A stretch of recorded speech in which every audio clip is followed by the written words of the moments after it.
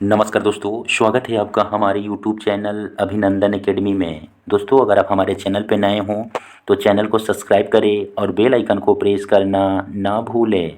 दोस्तों, आज के वीडियो में हम लोग देखेंगे एसएससी जीडी 2022 के हिंदी के प्रैक्टिस नंबर 4 को। तो दोस्तों, आइए क्लास को स्टार्ट करते हैं। क्वेश्चन नंबर फर्स्ट है, नाक काटना मुहावरे का अर्थ है। तो दोस्तों, नाक काटना मुहावरे का अर्थ क्या होता है? ऑप्शन है खून बहना, बदनाम करना, नुकसान होना। अगला ऑप्शन है दोस्तों इज्जत करना। तो क्वेश्चन नंबर 1 के लिए कमेंट कीजिए, नाक काटना मुहावरे का वास्तविक अर्थ क्या होता है दोस्तों? तो ये होता है बदनाम करना। क्या होता है दोस्तों? बदनाम करना, यानी विकल्प बी इसका सही जवाब होगा। अगला प्रश्न है, काला अक्षर भैंस बराबर लोकोक्ति का सही अर्थ है। ऑप्शन है दोस्तों पढ़ा लिखा न होना, पढ़ा लिखा होना, विद्वान होना या मूर्ख होना। तो क्वेश्चन नंबर 2 के लिए आप लोग कमेंट कीजिए, काला अक्षर भैंस बराबर लोकोक्ति का सही अर्थ क्या होता है? तो दोस्तों, काला अक्षर भैंस बराबर लोकोक्ति का सही अर्थ होता है पढ़ा लिखा ना होना। क्या दोस्तों? पढ़ा लिखा ना होना। और दोस्तों, लोकोक्ति समान क्या होता है दोस्तों? लोकोक्ति जन सामान्य में प्रचलित वे बातें होती है जिनके पीछे कोई घटना या कहानी होती है, इसलिए विकल्प ए इसका सही जवाब होगा। अगला प्रश्न है, अद्भुत रस का अस्थाई भाव है। तो दोस्तों, अद्भुत रस का अस्थाई भाव क्या है? ऑप्शन है क्रोध, उत्साह, विस्मय या भय। तो दोस्तों, अद्भुत रस का अस्थाई भाव विस्मय होता है, यानी विकल्प सी इसका सही जवाब होगा। अगला प्रश्न है, सोरठा के प्रथम चरण में कितनी मात्राएं होती हैं? ऑप्शन है 10, 11, 12 या 13। तो दोस्तों, सोरठा के प्रथम चरण में कितनी मात्राएं होती हैं? तो दोस्तों, सोरठा जो है मात्रिक अर्ध समछंद्र है और दोहे का उल्टा है। इसके प्रथम एवं तृतीय चरण में कितनी मात्राएं होती है दोस्तों? तो 11 मात्राएं होती हैं, इसलिए विकल्प बी इसका सही जवाब होगा। अगला प्रश्न है, निम्नलिखित में से कौन सा शब्द अलंकार नहीं है?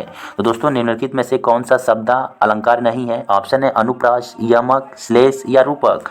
तो दोस्तों, क्वेश्चन नंबर 5 के लिए आप लोग कमेंट कीजिए, क्वेश्चन नंबर 5 का सही जवाब क्या होगा? शब्द अलंकार का नहीं है। तो दोस्तों, ये है विकल्प डी इसका सही जवाब होगा, यानी रूपक है दोस्तों, शब्द अलंकार का भेद नहीं होता है। अगला प्रश्न है, निम्नलिखित में से दंत्य ध्वनि है। तो दोस्तों, कौन सा दंत्य ध्वनि है? ऑप्शन है ख, च, ल या फ। तो दोस्तों, निम्नलिखित में से कौन सा दंत्य ध्वनि है? तो ए है दोस्तों ल। क्या है दोस्तों? ल, यानी विकल्प सी इसका सही जवाब होगा। अगला प्रश्न है, निम्न में से कौन सा वर्ण अघोष है? तो दोस्तों, निम्न में से कौन सा वर्ण अघोष है? तो दोस्तों, ऑप्शन है च, ज, झ या ड। तो दोस्तों, क्वेश्चन नंबर 7 के लिए आप लोग कमेंट कीजिए, निम्न में से कौन सा वर्ण अघोष है? तो दोस्तों, जो आपका च है क्या है? अघोष है। क्या है दोस्तों? च जो है अघोष है, इसलिए विकल्प ए इसका सही जवाब होगा। अगला प्रश्न है, निम्न में से कौन सा शब्द स्त्रीलिंग है? काफ़ी अच्छा प्रश्न है दोस्तों। निम्न में से कौन सा स्त्रीलिंग शब्द है? ऑप्शन है सौभाग्य, सुंदरता, काव्य या चंद्र। तो दोस्तों, सुंदरता शब्द जो है क्या है दोस्तों? स्त्रीलिंग है, और जो शेष शब्द स्त्री जाति का बोध कराएं उसे क्या कहते हैं दोस्तों? स्त्रीलिंग शब्द कहते हैं, इसलिए विकल्प बी इसका सही जवाब होगा। अगला प्रश्न है, निम्न में से कौन सा शब्द पुल्लिंग है? दोस्तों, निम्न में से कौन सा शब्द पुल्लिंग है? ऑप्शन है आशा, आज्ञा, गरिमा और अगला ऑप्शन है दोस्तों सागर। तो दोस्तों, क्वेश्चन नंबर 9 के लिए आप लोग कमेंट कीजिए, निम्न में से कौन सा शब्द जो है पुल्लिंग शब्द है? तो दोस्तों, सागर जो है क्या है? पुल्लिंग शब्द है। क्या है दोस्तों? सागर शब्द जो क्या है दोस्तों? पुल्लिंग शब्द है, और बाकी सभी क्या है दोस्तों? अगला प्रश्न देखिए दोस्तों, अगला प्रश्न है, किस शब्द का प्रयोग सदा बहुवचन में होता है? काफ़ी अच्छा प्रश्न है दोस्तों, किस शब्द का प्रयोग सदा बहुवचन में होता है? तो दोस्तों, ऑप्शन है गाय, दर्शन, बहन या लता। तो दोस्तों, किस शब्द का प्रयोग सदा बहुवचन में होता है? तो दोस्तों, दर्शन शब्द का प्रयोग सदा बहुवचन में होता है, यानी विकल्प भी इसका सही जवाब होगा। अगला प्रश्न है, निम्नलिखित में सर्वनाम है। तो दोस्तों, निम्नलिखित में कौन सा सर्वनाम है? ऑप्शन है यह, सभा, मनुष्य या हिमालय। तो दोस्तों, यह क्या है जो दोस्तों? सर्वनाम है, यानी विकल्प ए इसका सही जवाब होगा। अगला प्रश्न है, निम्नलिखित में से विशेषण है। तो ऑप्शन है शीतलता, बल, नया या वृद्धि। तो दोस्तों, कौन सा जो है विशेषण है? तो दोस्तों, नया शब्द जो है क्या है? गुणवाचक विशेषण है, और दोस्तों जो संज्ञा या सर्वनाम की विशेषता बताए उसे विशेषण कहते हैं, और जिसकी विशेषता बताई जाए उसे विशेष्य कहते हैं, इसलिए विकल्प सी इसका सही जवाब होगा। अगला प्रश्न है, सीता सो रही थी वाक्य में काल है। काफ़ी अच्छा प्रश्न है दोस्तों, सीता सो रही थी वाक्य में काल है? ऑप्शन है सामान्य भूतकाल, पूर्ण भूतकाल, अपूर्ण भूतकाल, संदिग्ध भूतकाल। क्वेश्चन नंबर 13 के लिए आप लोग कमेंट कीजिए। सीता सो रही थी, तो दोस्तों सीता सो रही थी में कौन सा वाक्य काल है? तो दोस्तों ये है अपूर्ण भूतकाल। क्या है दोस्तों? अपूर्ण भूतकाल, यानी विकल्प सी इसका सही जवाब होगा। कौन सा दोस्तों? विकल्प सी इसका सही जवाब होगा। अगला प्रश्न है निम्नलिखित में से तद्भव है? तो दोस्तों निम्नलिखित में से कौन सा तद्भव है? ऑप्शन है गांव, अगला ऑप्शन है दोस्तों अमृत, उच्च या एकत्र। तो दोस्तों आप क्वेश्चन नंबर 14 के लिए आप लोग कमेंट कीजिए। निम्नलिखित में से कौन सा शब्द तद्भव है? तो दोस्तों तद्भव शब्द का देशीय रूप तद्भव कहलाता है। क्या दोस्तों? तत्सम शब्दों का देशीय रूप क्या कहलाता है? तद्भव शब्द कहलाता है। इसलिए विकल्प ए इसका सही जवाब होगा। कौन सा दोस्तों? विकल्प ए इसका सही जवाब होगा। अगला प्रश्न है निम्नलिखित में से तद्भव है? तो दोस्तों निम्नलिखित में से कौन सा तद्भव शब्द है? ऑप्शन है गधा, गाय, घड़ा या ग्राहक। तो दोस्तों ग्राहक शब्द जो क्या है दोस्तों? क्या है? तत्सम शब्द है। और दोस्तों इसका तद्भव क्या होता है? ग्राहक होता है। क्या होता है दोस्तों? ग्राहक होता है। इसलिए विकल्प डी इसका सही जवाब होगा। अगला प्रश्न है जल का पर्यायवाची नहीं है। क्या है दोस्तों? नहीं पूछा है। तो दोस्तों जल का पर्यायवाची नहीं है। ऑप्शन है नीर, समीर, सलील या अम्बु। तो दोस्तों किसी भी शब्द का पर्यायवाची उस शब्द का समानार्थी होता है। जैसे देखो दोस्तों नीर, सलील और अम्बुज जल का पर्यायवाची है, और दोस्तों समीर किसका पर्यायवाची है? हवा का पर्यायवाची है। इसलिए विकल्प बी इसका सही जवाब होगा। अगला प्रश्न है जटिल का विलोम होगा। बहुत अच्छा प्रश्न है दोस्तों। जटिल का विलोम क्या होगा? ऑप्शन है कठिन, रूढ़, सरल या मुश्किल। तो दोस्तों विलोम का तात्पर्य है विपरीत अर्थ वाला शब्द, और दोस्तों जटिल का विलोम सरल होगा, क्योंकि सरल जटिल का विपरीत अर्थ प्रदान करता है। इसलिए विकल्प सी इसका सही जवाब होगा। अगला प्रश्न है वर्ण का अर्थ नहीं होता है। तो दोस्तों वर्ण का अर्थ नहीं होता है। ऑप्शन है अक्षर, रंग, जाति या सुंदरता। तो दोस्तों सुंदर जो क्या है दोस्तों? सुंदर वर्ण शब्द का समानार्थी नहीं है। अक्षर, रंग और जाति वर्ण का अर्थ प्रकट करता है। इसलिए विकल्प डी इसका सही जवाब होगा। अगला प्रश्न है दोस्तों क्वेश्चन नंबर 19 आप लोग देखिए। जिसे कहना बहुत कठिन हो के लिए एक शब्द होगा। तो दोस्तों जिसे कहना बहुत कठिन होगा के लिए एक शब्द क्या होगा? ऑप्शन है दुष्कर, पुष्कर, दुराग्रह या इनमें से कोई नहीं। तो दोस्तों जिसे कहना बहुत कठिन हो के लिए एक शब्द क्या होगा? तो दुष्कर होगा। क्या होगा दोस्तों? दुष्कर होगा। इसलिए विकल्प ए इसका सही जवाब होगा। अगला प्रश्न है अली, अली का सही अर्थ देने वाला शब्द युग्म कौन सा है दोस्तों? ऑप्शन है सखी भौरा, भौरा सखी, काली सखी या इनमें से कोई नहीं। तो दोस्तों अली, अली का सही अर्थ देने वाला शब्द युग्म क्या होगा दोस्तों? भौरा सखी है। और दोस्तों अली का पर्यायवाची शब्द क्या होता है? भौरा है। और दोस्तों अली का समानार्थी शब्द क्या होता है दोस्तों? सखी है। इसलिए विकल्प बी इसका सही जवाब होगा। अगला प्रश्न है अपमान में उपसर्ग है। काफी अच्छा प्रश्न है दोस्तों। अपमान शब्द में कौन सा उपसर्ग है? ऑप्शन है आ, मन या मान या अप। तो दोस्तों क्वेश्चन नंबर 21 के लिए आप लोग फटाफट कमेंट कीजिए। अपमान में कौन सा उपसर्ग है? तो दोस्तों उपसर्ग किसको कहते हैं पहले देखिए। तो दोस्तों उपसर्ग वह शब्दांश है जो किसी शब्द से पहले लगकर उस शब्द का नया अर्थ या नई विशेषता उत्पन्न कर देते हैं। जैसे दोस्तों मान शब्द में क्या है दोस्तों? मान शब्द में अप उपसर्ग लगने से नया शब्द क्या बन गया है दोस्तों? अपमान बन गया है। इसलिए विकल्प डी इसका सही जवाब होगा। कौन सा दोस्तों? विकल्प डी इसका सही जवाब होगा। अगला प्रश्न है घबराहट में प्रत्यय है। काफी अच्छा प्रश्न है दोस्तों। घबराहट शब्द में कौन सा प्रत्यय है? ऑप्शन है अट, हट, आहट या राहट। तो दोस्तों क्वेश्चन नंबर 22 के लिए आप लोग कमेंट कीजिए घबराहट शब्द में कौन सा प्रत्यय लगा है।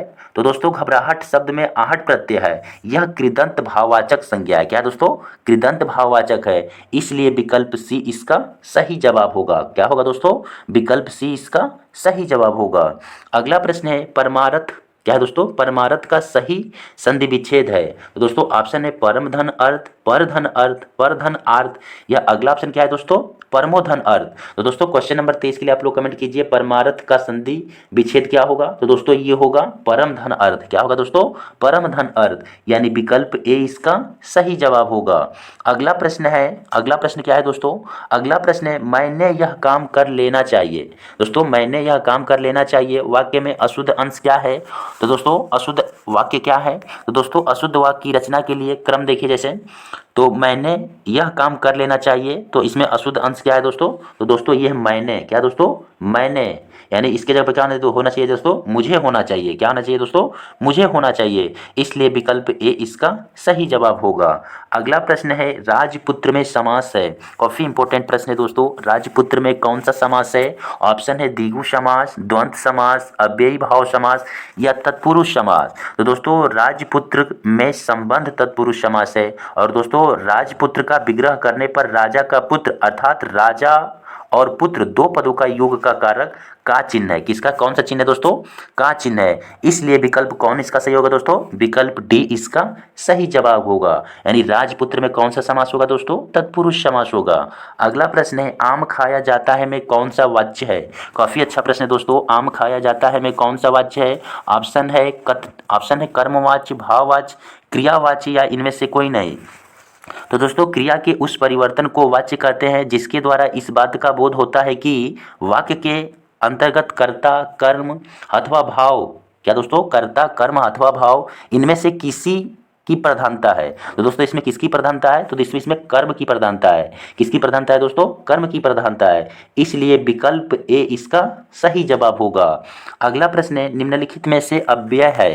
तो दोस्तों निम्नलिखित में से कौन सा अव्यय है? ऑप्शन है वर्तमान, नया, तथा या सुंदर। क्वेश्चन नंबर 27 के लिए आप लोग कमेंट कीजिए निम्नलिखित में से अव्यय क्या है। तो दोस्तों क्या है? तथा जो लिखा है दोस्तों ये क्या है? अव्यय है। यानी विकल्प सी इसका सही जवाब होगा। अगला प्रश्न है हिंदी में अल्प विराम का चिन्ह है।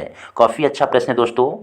हिंदी में अल्प विराम का चिन्ह कैसा होता है? तो दोस्तों ऑप्शन नंबर डी देखिए, ये क्या है दोस्तों? अल्प विराम का चिन्ह है। यानी विकल्प डी इसका सही जवाब होगा। अगला प्रश्न है रामधारी सिंह दिनकर को किस कृति पर साहित्य अकादमी पुरस्कार मिला था? काफी अच्छा प्रश्न है दोस्तों। रामधारी सिंह दिनकर को किस कृति पर साहित्य अकादमी का पुरस्कार मिला था? ऑप्शन है दोस्तों कुरुक्षेत्र, उर्वशी, साहित्य के 4 अध्याय या रश्मिरथी। क्वेश्चन नंबर 29 के लिए आप लोग कमेंट कीजिए रामधारी सिंह दिनकर को किस वर्ष में दोस्तों? तो दोस्तों ये 1959 में क्या हुआ था दोस्तों? रामधारी सिंह दिनकर को क्या दोस्तों अकादमी पुरस्कार मिला था। और किस पे दोस्तों? तो दोस्तों ये है संस्कृत के 4 अध्याय। क्या दोस्तों? संस्कृत के 4 अध्याय। यानी विकल्प सी इसका सही जवाब होगा। अगला प्रश्न है पद्मावत किसकी रचना है? काफ़ी अच्छा प्रश्न है दोस्तों। पद्मावत किसकी रचना है? ऑप्शन है कबीर की, जयसी की, सूरदास या तुलसीदास। क्वेश्चन नंबर 30 के लिए आप लोग कमेंट कीजिए दोस्तों फटाफट। पद्मावत के रचनाकार कौन है? तो दोस्तों मलिक मोहम्मद जैसी हैं। और दोस्तों दोहा और चौपाई छंद में लिखे गए इस महाकाव्य की भाषा अवधी में है। इसलिए विकल्प बी इसका सही जवाब होगा। अगला प्रश्न है चंद्रगुप्त नाटक के रचयिता हैं। तो दोस्तों चंद्रगुप्त नाटक के रचयिता कौन है? ऑप्शन है भारतेंदु हरिश्चंद्र, जयशंकर प्रसाद, मोहन राकेश या भीष्म साहनी। तो दोस्तों क्वेश्चन नंबर 31 के लिए आप लोग कमेंट कीजिए चंद्रगुप्त, क्या दोस्तों? चंद्रगुप्त 1931 में रचित प्रसिद्ध नाटक जयशंकर प्रसाद का प्रमुख नाटक है। क्या है दोस्तों? प्रमुख नाटक है। यानी विकल्प बी इसका सही होगा। क्या दोस्तों? विकल्प बी इसका सही जवाब होगा। अगला प्रश्न है भारत भारती के रचनाकार हैं। तो दोस्तों भारत भारती के रचनाकार कौन है? ऑप्शन है मैथिली शरण गुप्त, रामधारी सिंह दिनकर, जयशंकर प्रसाद या माखनलाल चतुर्वेदी। तो दोस्तों क्वेश्चन नंबर 32 के लिए आप लोग कमेंट कीजिए भारत भारती के रचनाकार कौन है? तो दोस्तों ये है मैथिली शरण गुप्त। कौन है दोस्तों? मैथिली शरण गुप्त। यानी विकल्प ए इसका सही जवाब होगा। दोस्तों अगर चैनल पर पहली बार हो तो चैनल को सब्सक्राइब कर दें और वीडियो को लाइक कर दें। दोस्तों फिर मिलते हैं हम किसी नेक्स्ट वीडियो में, तब तक के लिए नमस्कार।